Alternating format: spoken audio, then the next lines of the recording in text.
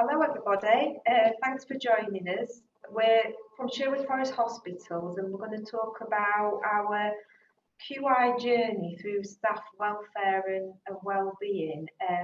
My name's Louise Randle, I'm Service Improvement Lead. Hi, and I'm Fewtrell, I'm also a Service Improvement Lead. I'm going to go back and share the screen. Apologies that we're having to nip backwards and forwards to do this, but we'll get the screen shared and then we'll kind of get going. So bear with.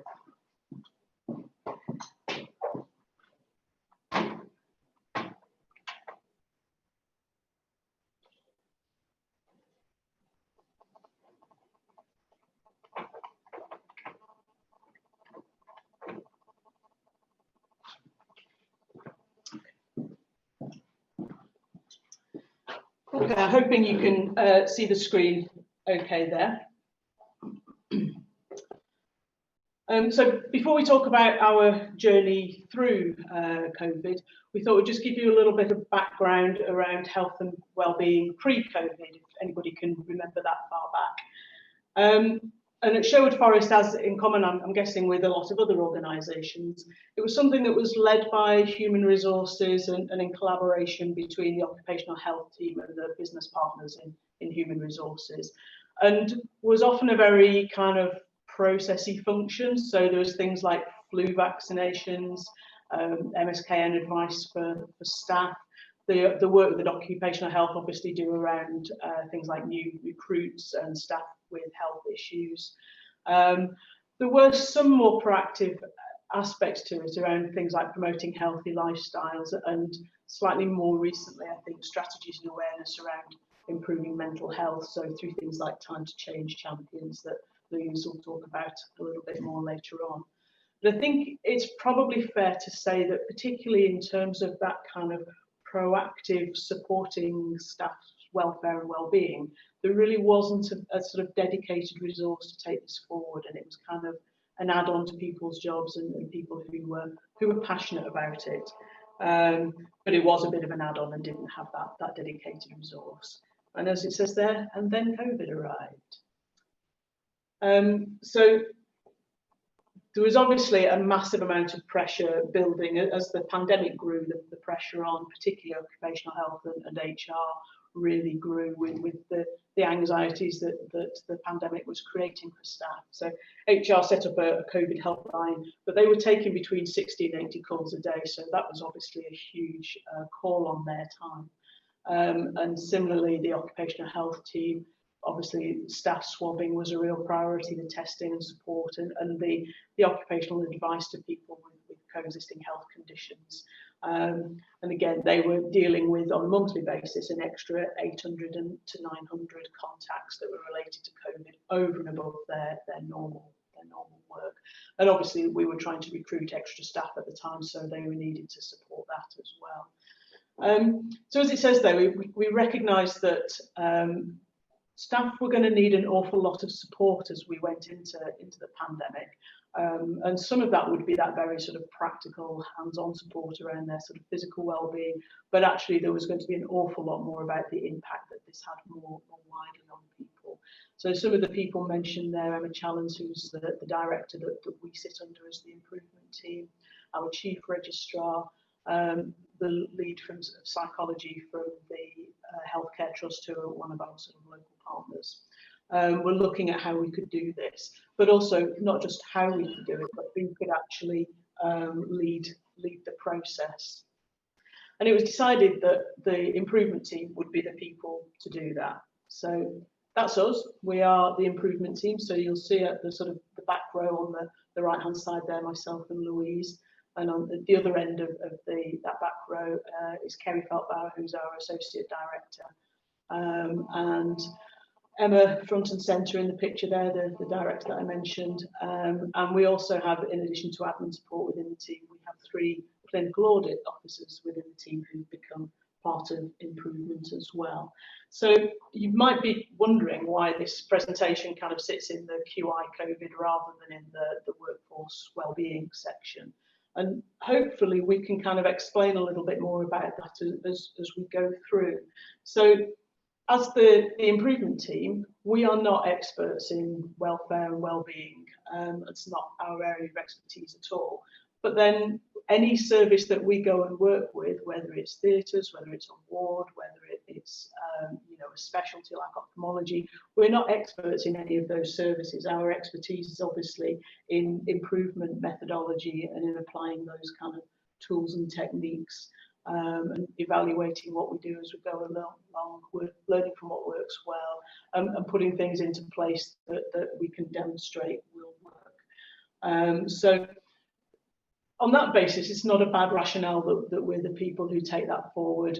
We have a kind of a unique position in that we have that sort of insight into all of the different areas of the hospital, and lots of resources, not lots of resources that we can pull on, but lots of connections, I guess, that we can call on. And I think it's also fair to say that in the circumstances, if not us, then who? Because, as I say, HR and occupational health were absolutely fully stretched elsewhere. So that's a little bit of the background as to what we had previously and to why we were the people who then became involved in it. So I'm going to hand over to Louise to tell you a little bit more about the journey.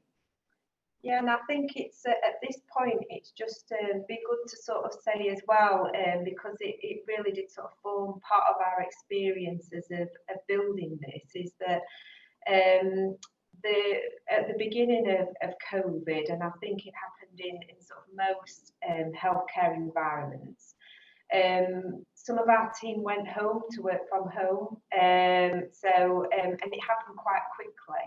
There was almost a mass exodus of staff on one of the days, and we were all told to sort of go and work from home if you can work from home. So we essentially sort of lost physically in the building half of our team. And at that time as well, we weren't set up for working from home. Quite a number of staff didn't have laptops, didn't have the equipment. So effectively, people were almost put on standby. So we tried to keep in touch with people, keep people involved, but it was quite a stressful time, both within the hospital and for the staff and the clinicians working in the hospital, but also for us as well in the team, like it was for most people, because there was changes happening in the hospital, but also changes happening in your private life as well, and they were intertwined. So it was quite a stressful time, I would say, all round really, and a time of great change and rapid change. So it just sort of sets the backdrop really for where we were at. It seems like sort of April time seems like a million miles away at the moment, but actually it wasn't that long ago.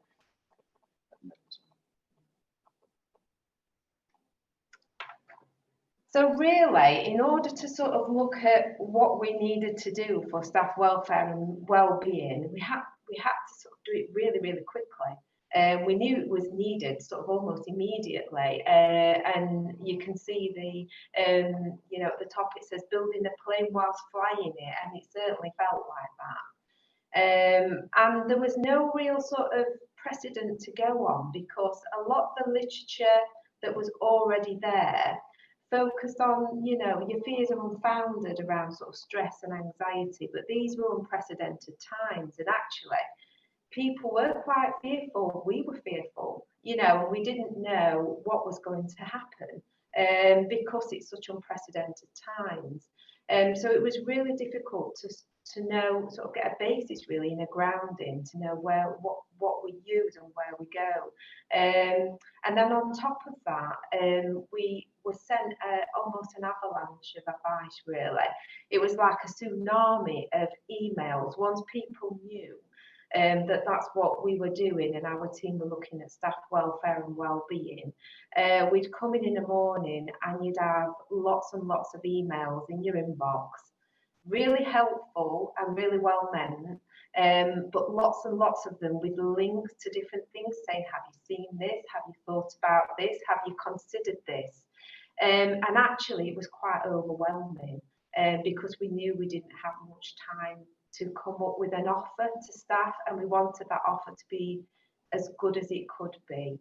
So what we did is we relied on the experts that we had at hand, really, and very much relied on the psychology team, as Anne's mentioned earlier, for support during this time. So we had a meeting structure set up. We now meet 2 weekly, so it's the welfare and wellbeing sub-cabinet. And we meet 2 weekly, but at the beginning of the pandemic, we met weekly. As you can see on the left-hand side, these are examples of the roles and the people that are involved in that meeting structure. And it's you've got OD, organisational development, HR, AHPs, medic involvement, staff side, and then you've also got clinicians from the wards, the psychology team, very close links with our library colleagues, voluntary services, the occupational health team, and also the Speak Up Guardian as well.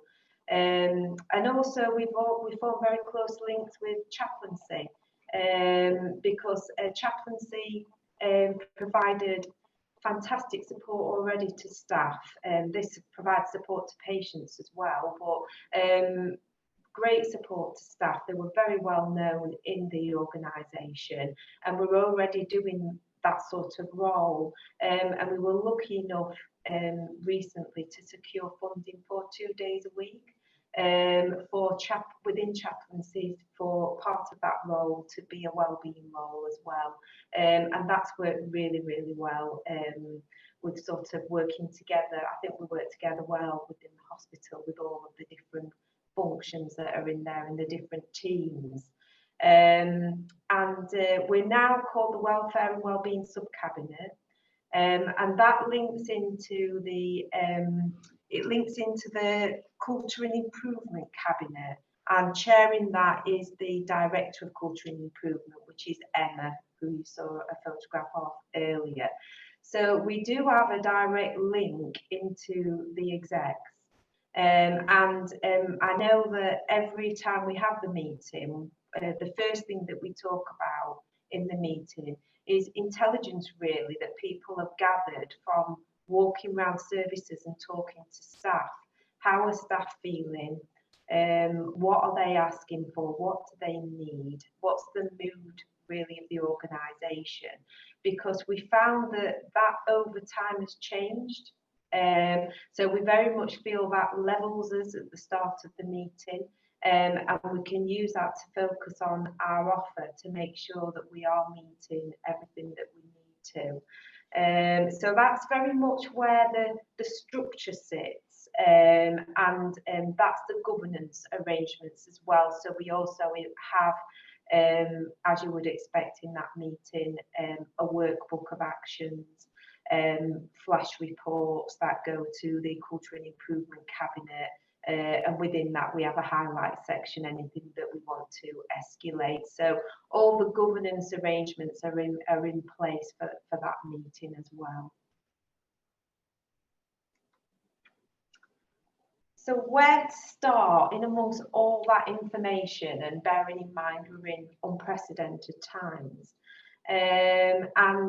We took a 4-level model from the UN Interagency Standing Committee reference group for mental health and psychosocial support in emergency settings, and we adapted it. So you've got at the bottom, and it very much looks to me like the Maslow's hierarchy of needs, because right at the very bottom you've got basic needs and security. And that very much focuses on, am I getting breaks? Can I go to the toilet? Am I able to get a drink, something to eat? Those very basic needs that we felt that when people are really, really busy, we know that staff don't prioritise them. And it can be something that they tend to overlook and put other people before their own well-being. Level 2 is around community and family support, and that's very much taking into account the fact as I said earlier, this very much impacts on our private lives as well as our work lives. And we wanted to be able to bring that into the offer, and that may well be people that have found that their partner has lost their job, you know, and they may be hitting financially hard times, or it may be that they're a carer for somebody at home and finding it very, very difficult within the current situation. And so we wanted to really focus on that aspect. Level 3 is focused non-specialised support, and I'll go on to talk about that shortly when I show you the different offers within the levels. But that is very much around what the psychology team primarily can offer staff, and then level 4 is your specialised services. So we currently have a contract with VivUp to provide one-to-one support and counselling for staff in the organisation, and also for physical health it will be our occupational health department. So that's very much sort of support that you'd require on a one-to-one basis. So this is the vision, and I'll give you a few minutes just to read the vision.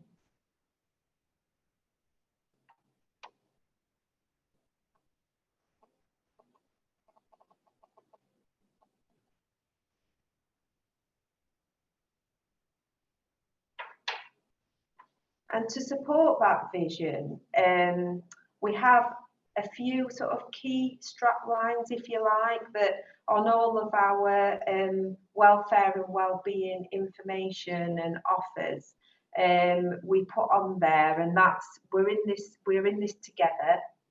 Just do the best that you can do. Look out for each other, and it's okay not to be okay. And they're used throughout the organisation and on various different communications as well. And that's very much the message that we wanted to communicate to people.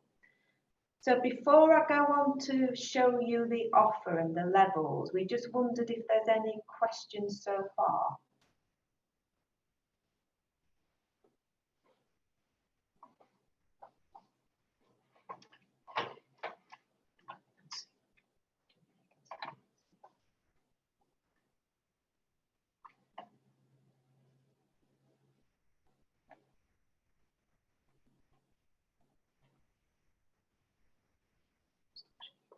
Apologies, we're just trying to get the chat box on. I think we possibly have stopped sharing actually, but we can't actually see the hang on a second. Okay, I can see the chat box.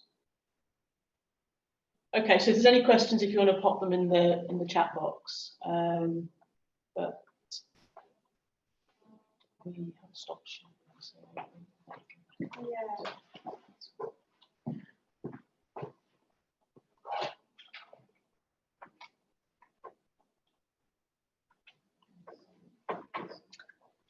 I said we will go on to talk about the offer, but we just wondered if anybody had got any specific questions about the sort of the prep really, and the lead up to us sort of sharing the offer.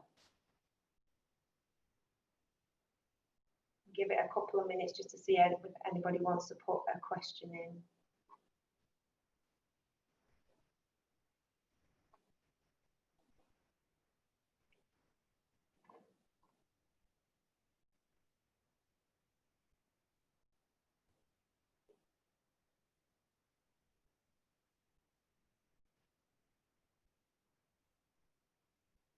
I don't think so. I think we'll move on. We've got time for questions later. We just wanted to do a bit of a pause just in case people have them before. We'll just share the screen again.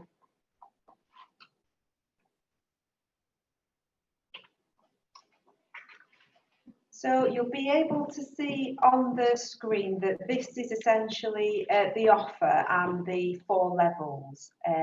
So you've got level 1 self-care, level 2 families in our community, level 3 which is non-specialised support, and level 4 which is specialised support for you. This is open to all members of staff within the organisation. information. So there's nobody excluded at all from this offer. Everything is open to everybody.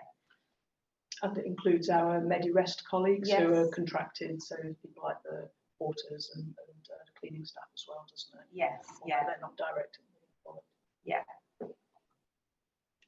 So level 1. So level 1 is around self-care, and what we wanted to do is put all the information in one place. So this information is on our Trust internet site, and we wanted to put it on the internet site rather than the staff intranet site, so that people at home could access it, because we knew at the time that people at home were struggling to access the staff intranet. So it's all there on the internet site, so anybody can sort of go on there, and we'll share the link at the end of the QR code that takes you straight to the information. And the levels are on there, and they look just like this. And what you can do under each icon, you can click on the links, and it will take you directly to that information or that web page. Because we just wanted everything in one place, because we felt that often when you're stressed and you're anxious and you're really struggling, you just need help, and you don't want to search for it. It would put you off if you had to search through a plethora of information. So we thought if it's all in one place, people can access what they actually need at that time. So on level 1, you've got looking after yourself. So there's guidance around PPE, and that links directly to the staff guidance. And again, certainly at the time, guidance around PPE was changing on a daily basis. So it was important that people could get the link straight to the staff information to see what the latest update was. I know certainly I think that's settled down a bit now, but certainly at the time when we were in the first surge, it was on a daily basis that guidance was changing. And then we've got links to shops and voluntary services support. We were aware that there were numerous different supermarkets offering opening times for NHS staff, so early opening or late closing for NHS staff. And I know certainly our local supermarket offered a discount as well. And again, we wanted that all in one place so people could access that information. And at the time, that was causing quite a lot of anxiety among staff. I'm sure everybody will remember the video that went viral. I think it was an ICU nurse that at the end of a shift, she couldn't get bread or milk. And that was something that was really causing stress at that time. So we wanted to be able to advertise that information. And also healthy eating advice, again, because we knew that it's very easy when you're very busy to neglect the things that you need to do to look after yourself, and that would be healthy eating. And especially as well if you can't get to the supermarket for essential supplies. The next section was about checking in and out, a wellbeing advice for managers and staff. And what we were trying to encourage, and still trying to encourage now, and I think this is something that is very much ongoing, is this idea of making sure that you look out for each other and look out for your colleagues, and for managers to check in with their staff. And it's that, are you okay? You know, how are you doing? How's your shift been? Do you need any support? And that's what we were trying to promote. And there's like a check-in, check-out. It's like a checklist. It's only very short and simple, but it's a checklist of things that you can ask yourself, or somebody, a colleague, can ask you. And then the staying informed. So there was a link there straight to the government coronavirus information. And then it was actually Craig, who was in the picture, who's in our team, that set up a virtual exercise group on Facebook. And this is just for SFH staff. It's really took off. He's got quite a number of members. I can't remember the actual number now, but it's quite a significant number of members. 300, I think. Wasn't it? 300, yeah. I know it's in the hundreds. And this has really taken off, and because people were doing much more exercise at home, and it was a way of supporting each other, encouraging each other, getting some motivation from each other as well, and that's expanding out now. So what we're going to try and include is people cycling to work, people walking to work, or maybe even doing walking meetings during work. So just trying to expand out on that, making sure that you're taking time for yourself and that you're exercising. And then the last icon was around some mindfulness apps and information that we made available to staff. Myself and Anne also received mindfulness training, and we did offer mindfulness sessions to staff, and we said we could go 5 or 10 minutes in your lunch breaks, at the beginning of a shift, at the end of a shift, whatever suits. And we could do mindfulness either on a one-to-one or in a group situation. That really wasn't taken up. And we don't know whether that was because people didn't realise it was there at the time, or whether it was something that they just felt they didn't need. But we did advertise it, but we didn't get much take up of that particular offer.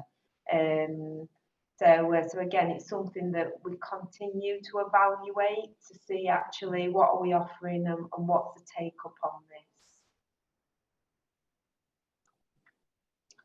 So this is level 2, and this is looking after your family and the community.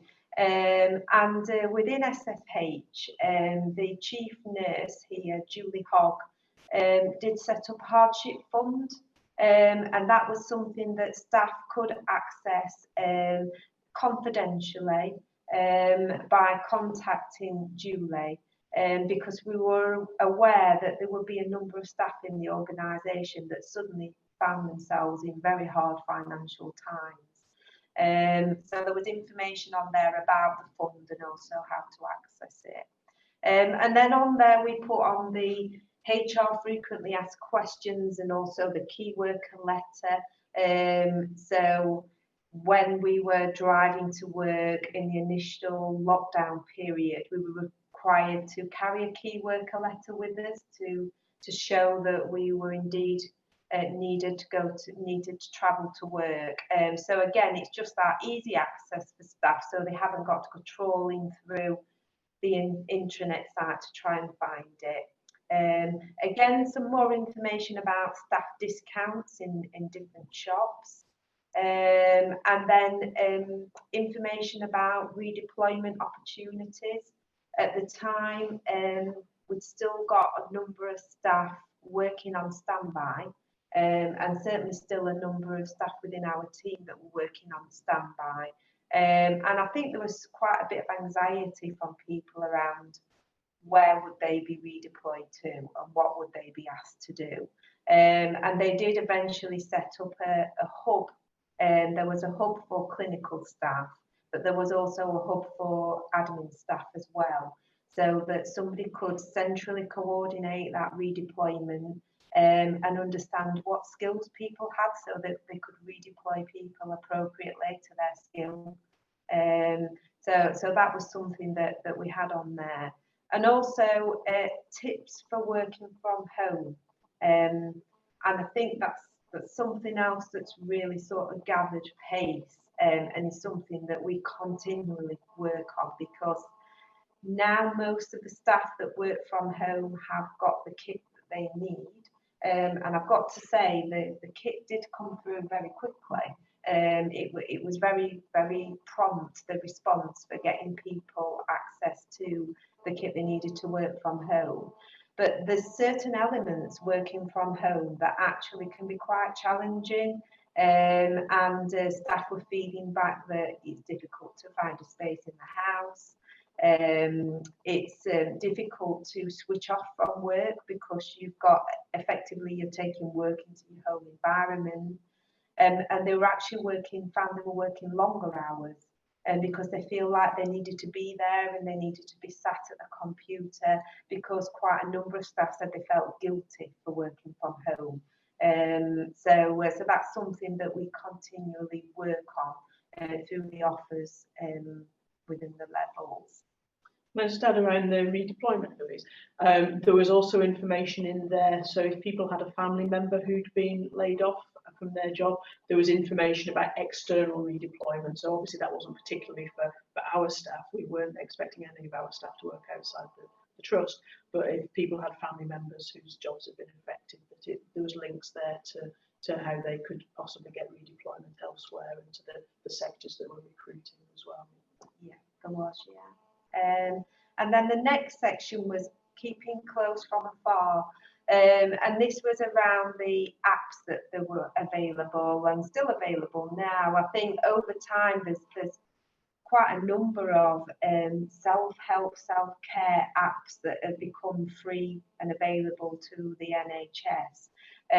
So it was a way of people being able to know what was free, what the app was, and also how to access it. And there was apps such as apps for anxiety and also sleep, so there was Sleepio, and various different apps that were available.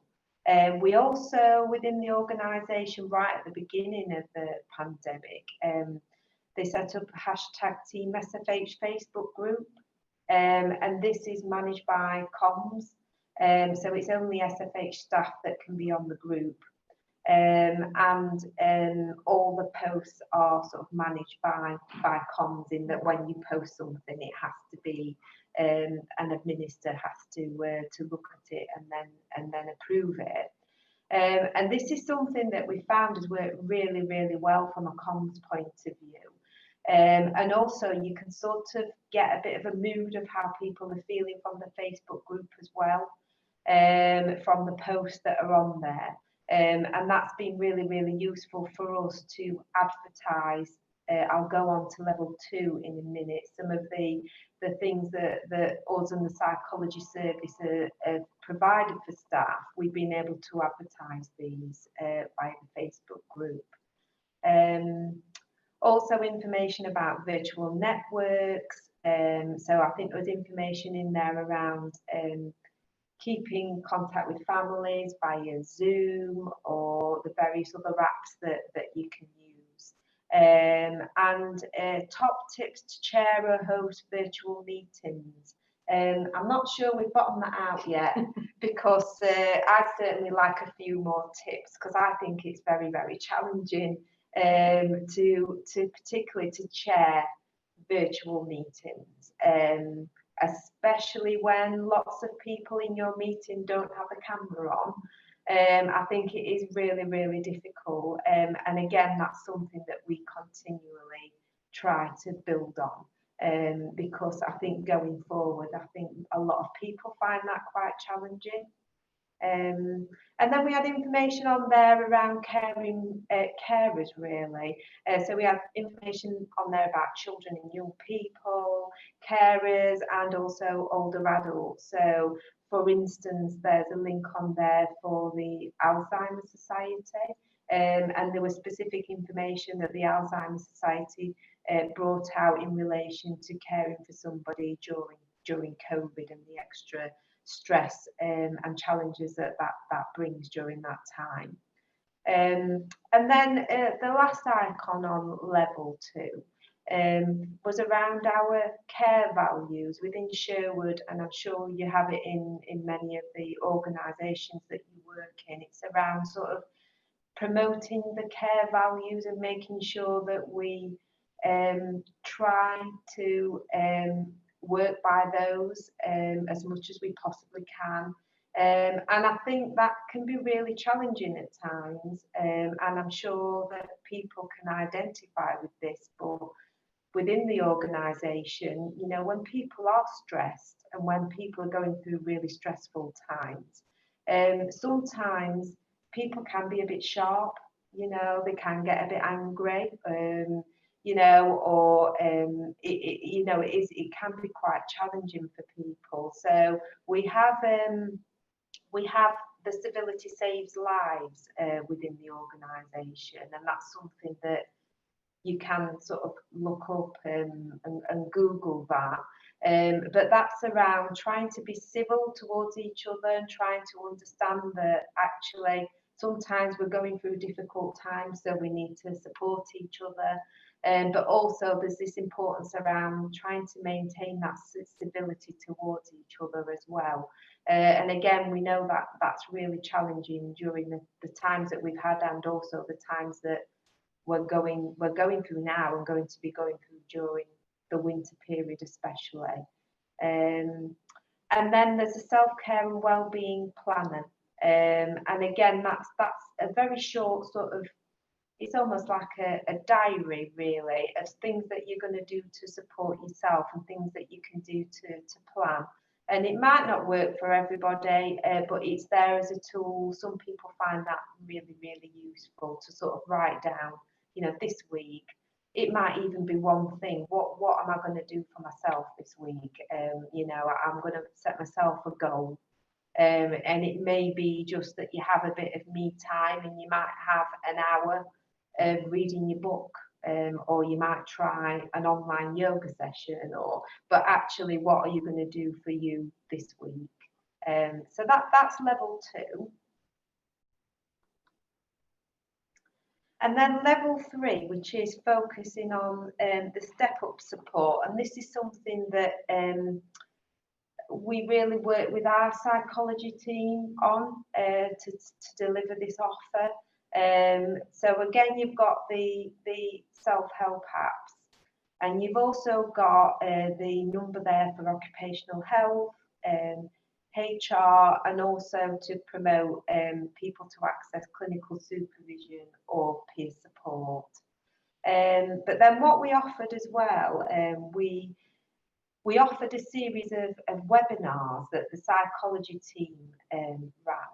And initially we did these weekly, tended to be on Friday afternoon because that seemed to be the best time for people to access. They ran for around 50 minutes to an hour.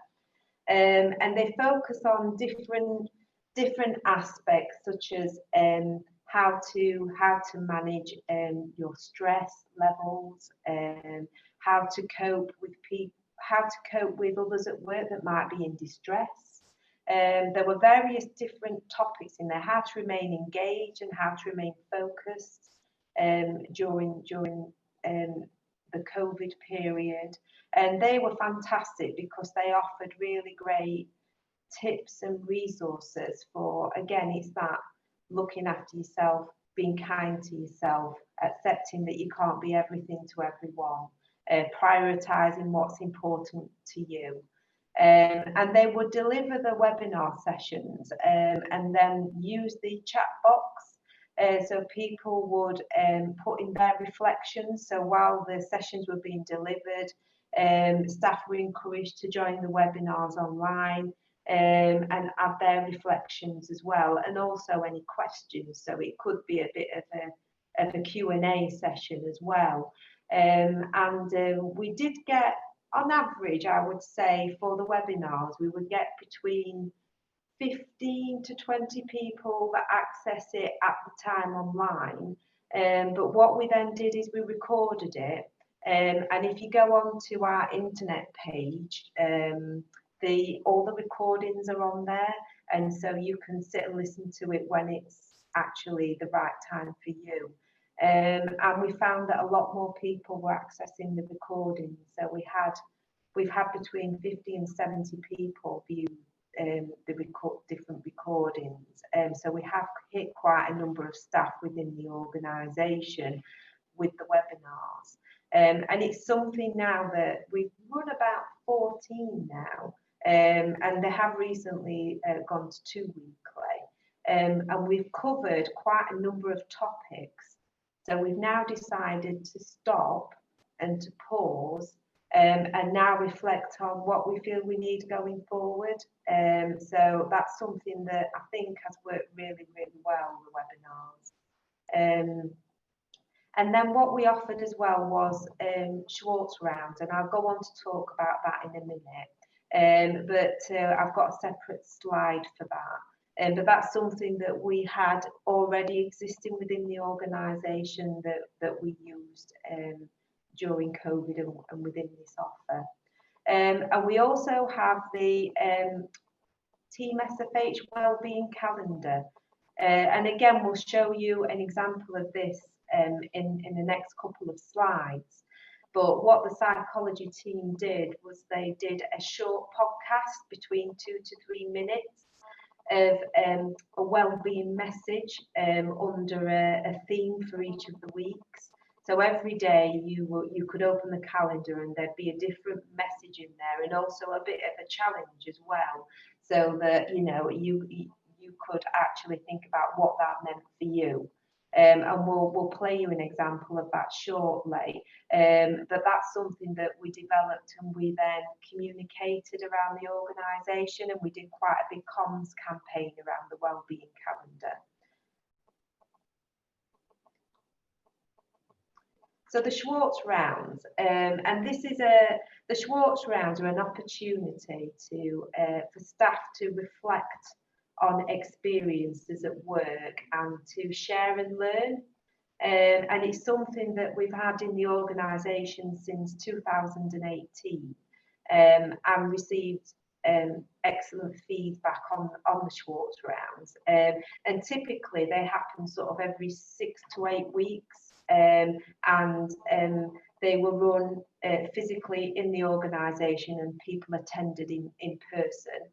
And we had 2 speakers that told their story, and then a reflective experience between the people that attended during the rounds. And during COVID, the Point of Care Foundation provided guidance around doing a more focused approach called Team Time, and this was very much virtually based. And what we did is we put on some Team Time rounds during COVID to enable us to continue providing the Schwartz offer, but also doing it safely so that it was virtually and online. And what we did is we still maintained the Schwartz theme, so we had 2 speakers, and they would tell their stories, but everybody that joined the round would join virtually via MS Teams. And they would speak either in the chat box, or they would unmute themselves and speak on MS Teams. And we had several sessions focused on supporting staff who were either working at home, on standby, or shielding at home. And also staff that were redeployed as well. And these typically we could get 30 people attend online for the Team Time sessions. And because they were virtual, we tend to get more people attend than when we actually did them in person. And we got excellent feedback from these sessions. There's a couple of feedback quotes on the slides that we thought particularly we got excellent feedback from staff that were at home, and I think that a lot of staff said that they felt really, really isolated, particularly at the start of the pandemic. And they found it really good to hear from other people going through similar experiences and feeling similar things. And they found that really, really good to be able to hear that. So that's something, again, going forward, that we're going to continue to provide. We've had a Schwartz round this week, and we've got another one planned for November. And the one this week, the theme was feeling overwhelmed, which is very apt at the moment. So level 4 is around specialist support. So and level 4 is very much promoting VivUp, which I said earlier is our it's our support function that provides one-to-one support for a whole range of things, such as bereavement, low mood, anxiety, if you're not sleeping very well. It does provide some financial advice as well, you know, and it also provides counselling. So there's a range of things that VivUp can provide, and it just takes a telephone call. It's a self-referral, and they will talk to you and then offer you what they feel is the most appropriate support for you at that time. And also, again, to promote occupational health for people that might be having physical health problems, or there may be queries around things. We have lots of queries around things such as people that are struggling to wear masks at work and things like that. Within that offer as well, we also did advertise the national helpline numbers, and we have got a local agreement with our local mental health trust around gaining access to crisis support if somebody needs intervention and support right now, and it's not something that can wait. So that was available as well. So this is the calendar that I mentioned earlier, and as you can see, we've got the themes. So we did quite a big comms campaign. So we you know, on week one, day one, this week our theme is values, and initially our Director of Culture and Improvement, Emma, she did an introductory video which is on day one. And we've got a couple of supplementary videos in there from people who work in the organisation. And what we did as well on Facebook is we encourage people to post their own videos on the Facebook page. So quite a number of staff did and said, you know, I've listened to the podcast today, and this is what it means to me, and this is how I'm going to utilise this at work and even at home as well. So that worked really, really well. We can look, because the videos are all on, they're all on YouTube. So we can look at the amount of views that each of the videos had, and on average we had around 268 views for each of the videos. So again, it was really encouraging to know that we were capturing quite a large number of staff in the organisation. So what we're going to do now is just play you a video. This is an example of one of the videos within week one, which was values. And this is Sam from our psychology team. Could you play the first video, please?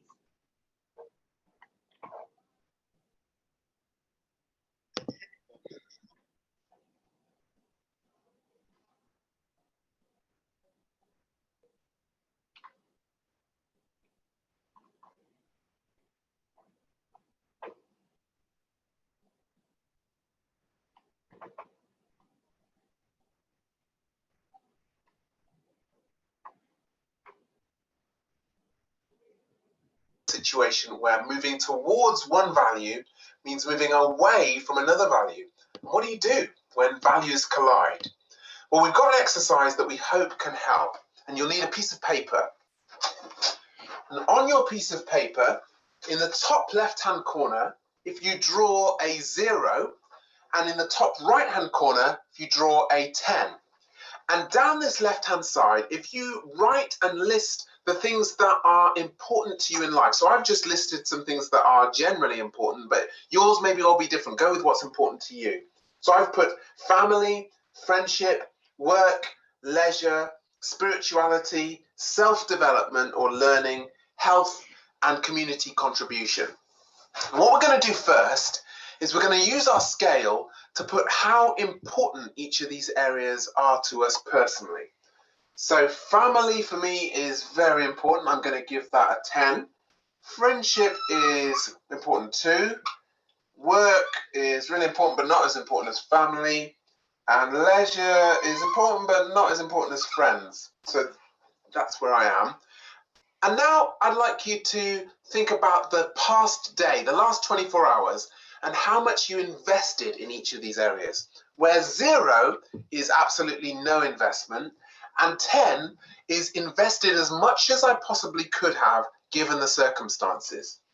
So for me, given the circumstances, I think I would say it's about an 8 for family. Did bedtime, had some good chats. For friendship, like a 2 or a 1, like several friends have called and I have not called them back. Work, I'm doing this at the weekend, so like a 10. Leisure, I would say I've done some fun stuff, but not loads, so a 4. And now, think about how much you would want to invest in each of these areas over the next 24 hours, this coming day. And what's great about this is that we've got options. So you might be like me, where there's some areas where you've got a big gap between how important it is to you and how much you invested in it over this past day, like with my friends. And it might be that we can use the serenity prayer here. Do I need the courage to change the things that I can, the serenity to accept the things I cannot, and the wisdom to know the difference? So do I need to say, hey, you need the courage to change the things you can here. I need to do more and get back in touch with my friends. Or do I need the serenity to say, you know what, given where my investments are elsewhere, I need to just accept it's not going to happen tomorrow with my friends. But often it's somewhere in the middle, and that's where it is for me. I am going to put it like 3.5. I'm going to call my friend Dan, but I'm going to let it go with the other friends that I'm not going to be able to get in touch with. And I'm not going to give myself a hard time for not meeting my own standard there. And so today's wellbeing challenge is to try out this exercise over the next 5 minutes when this video finishes and share it with someone you care about.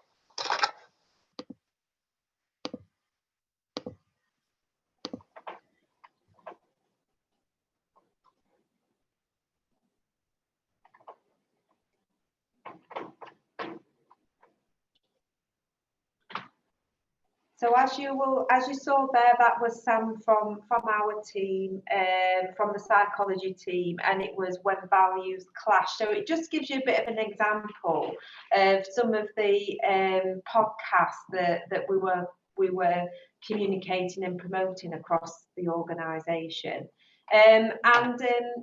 So as well as the information we had available online, we also made the information available so people could actually collect the leaflets or come and look in person.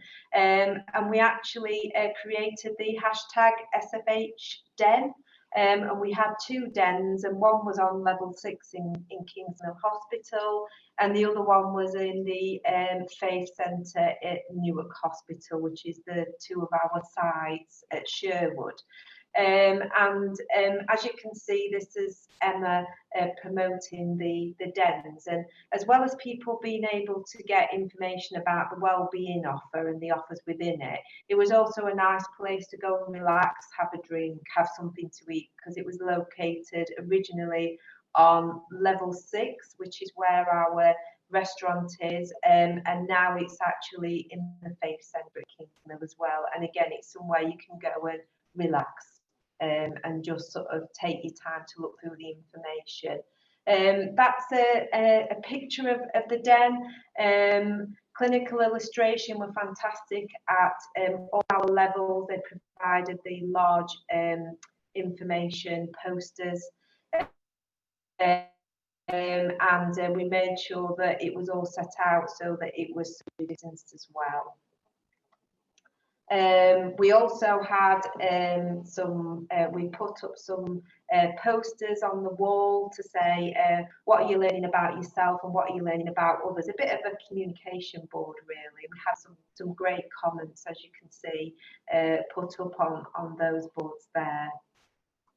And we also had a tree, and the tree was when this is over, I will. And people actually pinned up cards on the tree to say what they plan to do when the restrictions eased off and things got a little bit easier.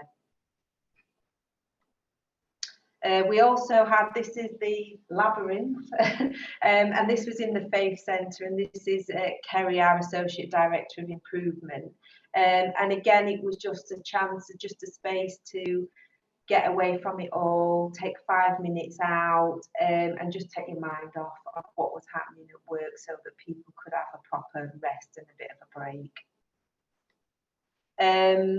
Again, just to say around, we have fantastic support from some of our community. So we have a Morrison store that's right next door to the hospital. They were fantastic in supporting staff, and also there was a discount there as well for NHS staff. We also had lots of support from the community, ranging from meals that were delivered for people who were working shifts, who were struggling to get hot meals, all sorts of things that we had from the community, which was absolutely fantastic at the time. And then I'll let you talk about Stagecoach, Anne, because you were much more involved in Stagecoach than I was. We had a really great opportunity to work with Stagecoach. They contacted us right at the start of the pandemic when a lot of the bus services stopped, and they offered us a free bus service to within a sort of couple of miles radius of the hospital to do a sort of series of pickups to bring people to work in the morning, and then to sort of take people home sort of in this sort of early afternoon, late afternoon, early evening. And they ran sort of an hourly service, so they would do the sort of pickups in the morning. Well, initially it was just the afternoon sort of take home. The pickup in the morning is a little bit more difficult to organise, obviously, because you've got lots of different venues.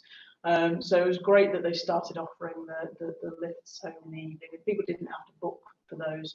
They could just turn up at the bus stop between, as I say, it was an hourly pickup starting, I think, about 4 o'clock, wasn't there? And provided that the driver could kind of work out a route to take everybody home and get back for the pickup at 5 o'clock, everybody got home. What they then worked with us on, though, was setting up this app that you can see on the screen there, called Stagecoach Connect. And I think it was a great opportunity for them, because I think one of the things that they need to be looking at doing more of is more sort of on-demand public transport.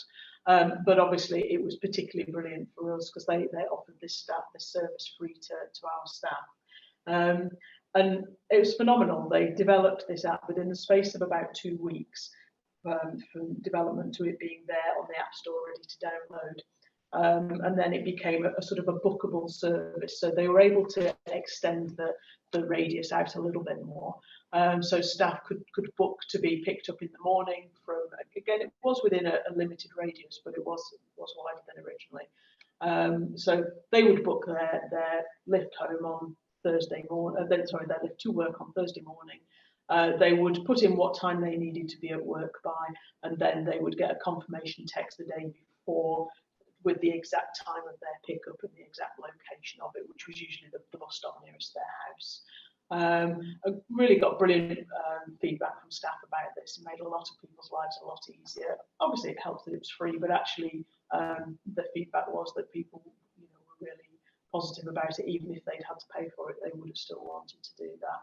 And we're looking with Stagecoach at the moment about how we can kind of build on this for the future with them.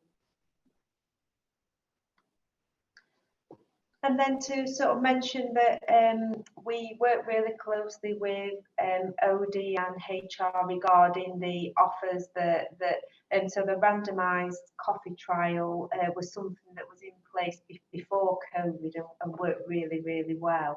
And that's about pairing people up that don't normally work together to have a coffee, although now I think it's a virtual coffee. So that you can meet people in the organisation and sort of share stories, really, and that's worked really, really well. We've also got 46 Time to Change champions that give support to colleagues with mental health needs, and that's something that we're currently talking to colleagues about to see whether actually they want to become part of the welfare and wellbeing offer, and that's something that they could include in that champion role as well.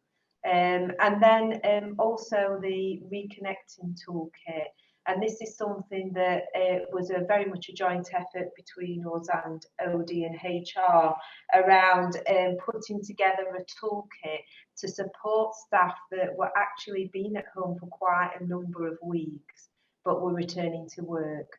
and that is something that, as shielding ended, we faced this the number of staff that were going to come back to work that had not been here for some time, that were actually anxious about coming back. And in the time that they've been away, quite a number of things had changed. So we developed a toolkit to support them to come back. And again, if you go onto the internet site, that's there as well, you can have a look at the toolkit. And just to include that, we are evaluating the offers. So as part of this very much is an improvement project. And as part of that, we continually evaluate what works well, what's taken up. So that will be things like the amount of views of the videos, the amount of people that attend the webinars, the Schwartz round, the feedback from the different Schwartz rounds and webinars. Also as well, the number of staff that are contacting HR around COVID related information. And also we had a recent survey of staff and it asked how well has SFH supported you since the start of COVID. And we had a very positive response to that. But that's something that we continually do because we're continually adapting the offer. And what we really want now is we want to take COVID out of it. And I know Anne's going to really talk about what next. Thank you. So in true improvement form, what we need to think about once we're getting towards the end of the project is how we get the spread from it and share the learning and how we make it business as usual. So just a couple of slides about the spread, and obviously today's session is a part of that, so hopefully being able to share it outside the organisation. And just in terms of a couple of other points from looking outside the organisation in terms of how we spread some of the learning. So I've had some great feedback from the regional health and wellbeing leads, and also been asked to provide a case study for the NHS providers conference. Within the organisation, there's various elements to this. So we have some really active staff networks across the organisation. For BAME staff, for LGBT plus staff, for one, which is, as it says there, for staff with a disability. And we've done some specific sessions with each of those networks to look at any particular impact that either the whole sort of COVID pandemic or the work around welfare and wellbeing, the impact that it's had for those groups. You know, are we getting it right for those groups? Because one size clearly doesn't fit all. And also, as it kind of says there, looking across the ICS around racial equality and diversity and inclusion symposium. We've already touched on freedom to speak up. Very active network of freedom to speak up champions, as well as our Speak Up Guardian. And so again, working with them about how we can pull in any kind of intelligence, I guess, that comes through that route around how we are supporting staff with their wellbeing at this time. One of the other things that we've done, particularly around kind of May time, was when we started running this, was around learning from COVID sessions. So we ran a number of sessions with groups of staff. It might be with a particular team, a particular group who are located together. As it says there, we also work with the staff networks and sessions that targeted colleagues who were at home, either because they're working at home or shielding. And essentially we asked them 3 questions as part of this session. So what have they lost as part of COVID? What have they gained? But also what have they noticed about the organisation? So what learning is there for the organisation? And as it says there, more than 500 colleagues have given us that feedback, and we've collated that and shared across the organisation some of the You Said We Did sort of format. So when we did those sessions, we often used things like appreciative inquiry tools so such as the picture cards, which we weren't quite sure how they would go down with people, but actually the feedback about them was great, that it made people think differently rather than just answering the question. So the way we used these was to spread the cards out, either on a table if we had people in the room, or we scanned and sent a little bit like this, a sort of a PDF of the pictures and numbered them, so that people who were on Teams could have a look at the same pictures and pick a picture and say which one it was they'd picked. And the way this worked was for people to sort of hold up their card, pick the one that they'd found, and just use that, not necessarily in a very literal way, but it's just helping them to describe their answer to each of the 3 questions, and we would ask them to pick a different card if they wanted to for a different question. It doesn't land with everybody. Some people couldn't get their heads around it and just wanted to answer the question, and that's fine. But a lot of the groups who did use this, even the ones that we thought wouldn't necessarily warm to it, actually found it was a really great way of getting them to sort of think slightly differently about how they would answer those questions. And then again, towards the end of May, we invited colleagues to share their experiences by sharing their COVID story on film. And Louise has already mentioned our clinical illustration team, who've been absolutely awesome in terms of supporting us with this, whether it's around printed resources or whether it's about pulling together things like this. And we would just like to show you the video. As I say, we invited colleagues to share their experiences, and partly so that they could have their voice heard, but also to sort of capture what we needed to learn as an organisation. And I think it's really important to remember that this, we've used I think it's unprecedented how much the word unprecedented has been used since the start of the pandemic. But we're living through history at the moment, aren't we? This is something that our country and indeed the world hasn't really seen before. So I think it's really important that we kind of capture the feeling about that. So if I could ask you to show the second video, this is just about 5 minutes or so. We probably need to stop sharing first.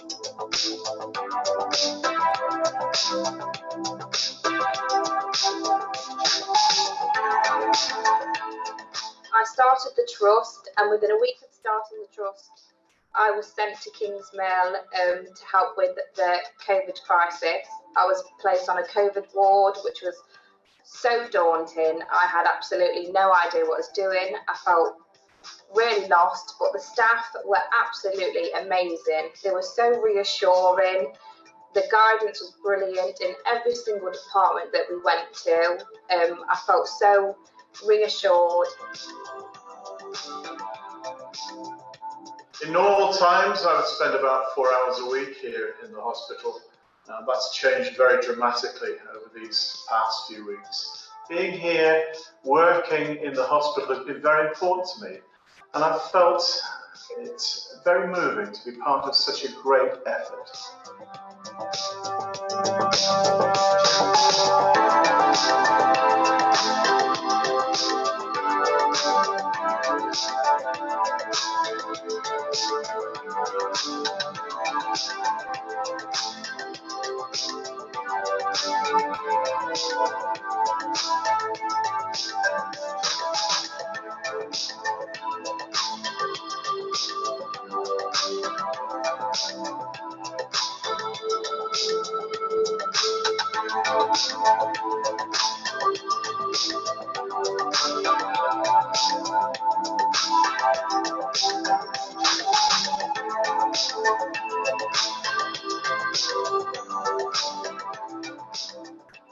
But there was a bit of a concern for most of us, you turn out to be the weakest link for your family. I know of a colleague actually that had to move away from home because he felt that he was the weakest link for his family. White doves are a symbol of love, peace, and the Holy Spirit. When we release our doves, they symbolise the Spirit being lifted and carried home to heaven. Due to my husband's immune system, I moved out of my house. I enjoyed my time in ITU, my first shift as everybody, a bit like a rabbit in the headlights. I've never had such a sense of pride that I've experienced over that period than more than anything I've ever done before in my life. There's been days which have been tough. There's been days when I've not known what to do. I've had a sense of purpose that I've never had before. The reward that's come from that has been truly inspirational.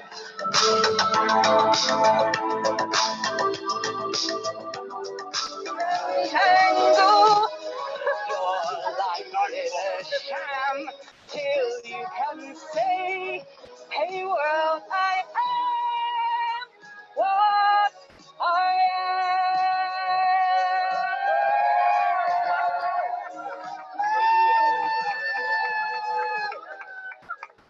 I think what you don't realise is sometimes how you miss that physical contact with people. Just sometimes a hand on an arm or an arm around somebody can convey far more than words can. I've missed singing in a group. Can't really do the same thing when you're singing on your own. It doesn't sound quite the same. And also I really hadn't realised how important hairdressers were. I've always been proud of working for the NHS, particularly proud of working for Sherwood Forest. Even more so now because I think we've actually pulled together as a team, and all the decisions we've made have put the patient first, and some of the stories I've heard about that care of patients given the circumstances has been absolutely fantastic.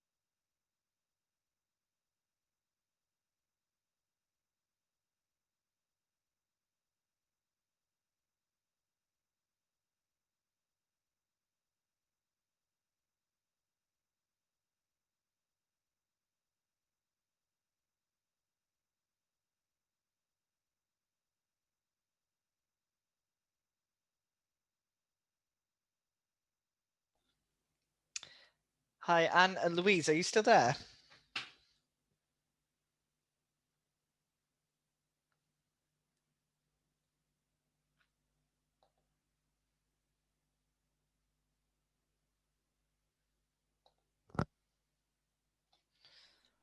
Apologies, I think we didn't unmute, did we? No, there we go. Perfect. Great. Okay.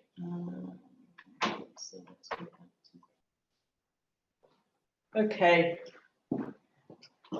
Thank you. Sorry about that, and sorry about the video quality. We've had some difficulties with videos. Okay, so in terms of where next, we're very nearly done. There's been a very conscious decision in the organisation that we're going to continue with all of these resources and sort of make them business as usual. So taking that COVID tag off of things and it just being the offer that we have for all of our staff. And you know, obviously in terms of where we're at with the pandemic, we're very much not at the end. We're just entering another difficult phase, and we're kind of conscious that there are things we probably need to build on, but we're certainly not taking away any of the things that have already been put in place. One of the ways, or two of the ways really, that hopefully we can continue to build on what's been put in place is we've got funding for 2 new roles, initially both for 6 months, but both of them we're really hoping to develop into permanent roles. So we have a welfare and wellbeing specialist role to lead the ongoing development, and that's actually been a secondment from within the organisation, actually from somebody from our team. Hopefully that's somebody who can kind of lead on the things that we need to put in place. And then the second role, and we've touched on our colleagues in the chaplaincy team, but I think certainly I've never experienced in such a sort of visible and highly regarded chaplaincy team in a hospital. They've been absolutely great, and I think I've always had quite a focus on the well-being of staff, not just of patients, but really through the pandemic, they've really sort of thrown themselves into that. Our lead chaplain, Edith, any post that she puts in the Sherwood Forest Facebook group probably gets more likes and more support than anybody else's post. So they've been great. So we have some funding again for some additional chaplaincy time that is purely focused on supporting colleagues. And they're very much of any faith or of no faith, but they again have a sort of a unique ability to be all over the hospital, on and off all of the wards, both to see patients, but also to sort of take the temperature with staff really in terms of how people are feeling. And they're a really critical part of the wellbeing and welfare offer. So just linking to the NHS People Plan, obviously building on the model and approach that's described in that. Looking across the ICS, so looking at how we work with our partner organisations, work around health and wellbeing conversations and the carers passport, and in particular work with Nottinghamshire Healthcare Trust who host the psychology service. And so both to look at how we can work together with psychology, but also to bring together the other aspects of health and wellbeing, and do more collaborative work with them. And just as it says at the bottom there, really, to continue to listen, evolve and deliver the resources that our staff require at the time that they need it. So it's very much about listening to what staff are telling us that they need. And then just as a final slide there, and I'll leave that on the screen for a moment. As Louise has already said, all of the resources that we've talked about today are available on the public website. It was really important to us that they were accessible to everybody, whether they were at home or at work. So you can scan the QR code and that'll take you to the landing page for those welfare and wellbeing, or there's a bit.ly code there for it. Or if you just Google Sherwood Forest Hospitals, you'll see that purple Team SFH Wellbeing box on the home page. If you click on that, that will take you to the pages on the website. And Louise and my email addresses are there as well. So I'm going to stop sharing now and give, hopefully we've got time for some questions there, I think. If you want to, if anybody's got any questions, if you want to pop them in the chat box.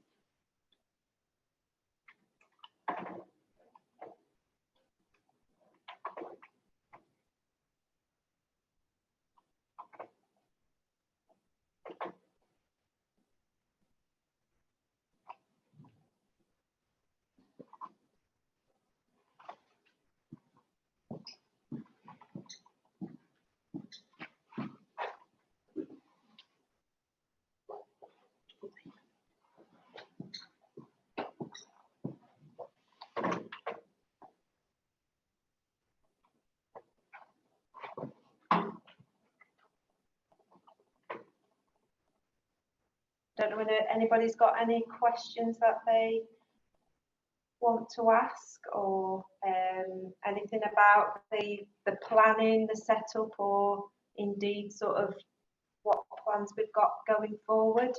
We're happy to answer anything that people have got.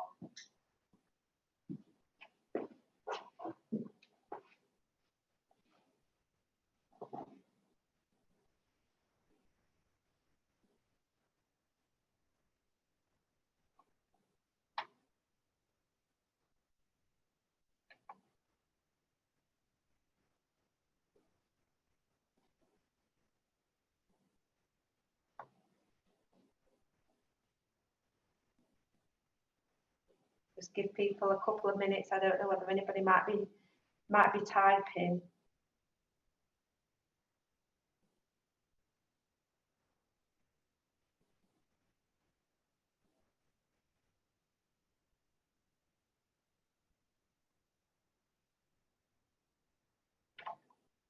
Or in fact, if there's anything that anybody wants us to sort of recap or go over, I know we've got sort of just under 10 minutes left if anybody wants us to go over any aspect.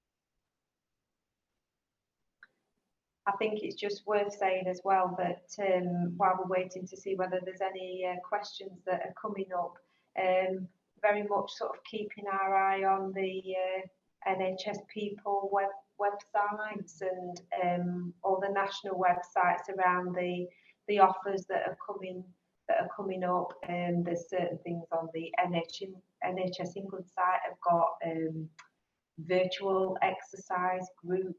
And various different information on there about physical health.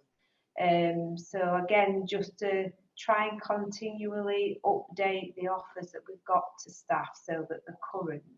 I think there's a lot more coming through now than was at the beginning of the pandemic in April around sort of the national offers really. But what we're having to be mindful of is not bombarding staff with too much information so that we're offering something but nationally there's an offer as well, and it's, you know, and sort of leaving staff thinking, well, which one do I access? And I think that got a little bit confusing, didn't it, at once, quite early on, really, when the national helpline was coming out and we had our own helpline, and kind of knowing exactly how we should promote those things is sometimes difficult, isn't it? Yeah, yeah. I guess the other thing I would just add is, you know, that link that we shared to the Trust website, really encourage people to have a look at, in particular, the calendar and the short videos that are on there. You know, they are 2 to 3 minutes each. And there was brilliant feedback from people, wasn't there, about how, you know, it's a calendar that you could start at any time, but, you know, people just working their way through it. You don't have to work through it in order, but some people really found that quite helpful. And all of those webinars that Louise talked about, they're all badged as psychological PPE. They are all available on there as well. So again, there's some really kind of great practical tools for people, aren't there, about how they can kind of protect their own well-being. Well, we haven't seen any questions in the chat box, so I'm assuming that there aren't any. So I think I will happily take advice from Joe, isn't it, who's running the chat, who's running the room. But yeah, absolutely. Thank you so much, Anne and Louise, for a fantastic session. And if there's no more questions, then we'll end it there. Thank you.